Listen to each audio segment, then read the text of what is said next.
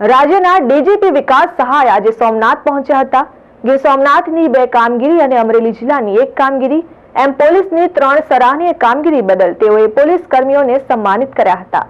ગીર સોમનાથ જિલ્લા પોલીસના એસઓજી અને ક્રાઇમ બ્રાન્ચ સહિતના કર્મચારી અને અધિકારીઓએ 300 કરોડથી વધુની કિંમતનું જે ડ્રગ્સ ઝડપ્યું છે તે બદલ રાજ્ય સરકાર દ્વારા ₹10 લાખનું પ્રોત્સાહિત ઇનામ પણ જાહેર કરાયું હતું। સાથે જ આ ડ્રગ્સની માહિતી આપનાર બોટ માલિક અને ખારવા સમાજના અધ્યક્ષ જીતુભાઈ કુહાડા અને કિશોરભાઈ કુહાડા બંને ભાઈઓનું સન્માન કરાયું હતું। કદાચ આ પ્રથમ બનાવ એવું હશે કે રાજ્યના પોલીસ વડા જે તે વિસ્તારમાં જાતે જઈ અને પોલીસ કર્મચારીઓને સન્માનિત કર્યા હોય। સારી કામગીરી કરનાર પોલીસ કર્મચારીઓનું સન્માન જરૂર કરવામાં આવે છે, પરંતુ તેઓને ગાંધીનગર ખાતે બોલાવી અને સન્માનિત કરાયા હોય છે। ત્યારે આ કાર્યક્રમ સંદર્ભે ગીર સોમનાથ જિલ્લા ખાતે પધારેલા રાજ્ય પોલીસ વડા વિકાસ સહાયે પ્રથમ ભગવાન સોમનાથના દર્શન કરી અભિષેક કરી અને ભગવાન સોમનાથના આશીર્વાદ મેળવ્યા હતા। સર્વપ્રથમ તો ગુજરાત પોલીસના વડા તરીકે હું ગીર સોમનાથના પોલીસ અધિક્ષક શ્રી અને એમના ટીમના તમામ સભ્યોને અને પોલીસ અધિક્ષક અમરેલી અને એમના ટીમના તમામ સભ્યોને ખૂબ ખૂબ અભિનંદન આપું છું। ખૂબ સારી કામગીરી બંને જિલ્લાઓમાં થઈ છે। આપણે જાણીએ છીએ કે ગીર સોમનાથ જિલ્લામાં એક નાર્કોટિક્સનો કેસ થયો છે।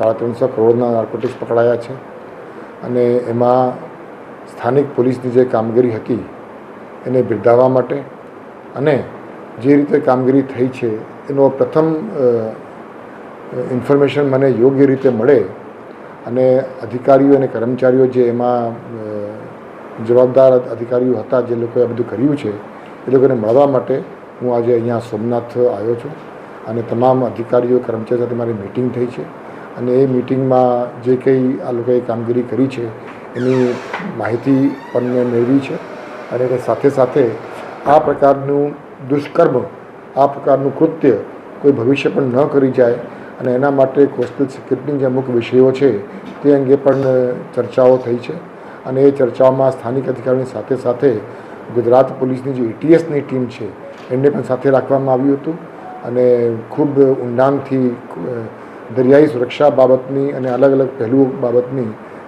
એમાં ચર્ચાઓ કરવામાં આવી છે। એ જ રીતે અમરેલી જિલ્લામાં એક ખૂબ જાણીતા નાસ્તા ફરતા આરોપી પ્રોહિબિશનના એમને પકડવામાં આવ્યું છે, એટલે એના માટે પણ તમામ અધિકારીઓ અને કર્મચારીઓને મળ્યો હતો અને એમને મેં રૂબરૂ અભિનંદન પણ મેં આપી છે। આ પ્રસંગે ડીજીપી વિકાસ સહાય એટીએસના આઈજી દીપેન ભદ્રન, ગીર સોમનાથ જિલ્લા પોલીસ વડા મનોહરસિંહ જાડેજા સહિતના અધિકારીઓ ઉપસ્થિત રહ્યા હતા। ગીર સોમનાથ જિલ્લાની સાથે અમરેલી જિલ્લામાં 18 જેટલા ગુનાઓ આચરનાર આરોપીને ઝડપી લેવા બદલ અમરેલી જિલ્લા પોલીસનું પણ સન્માન કરાયું હતું। Dikshita Parmar, RN news, Gir Somnath.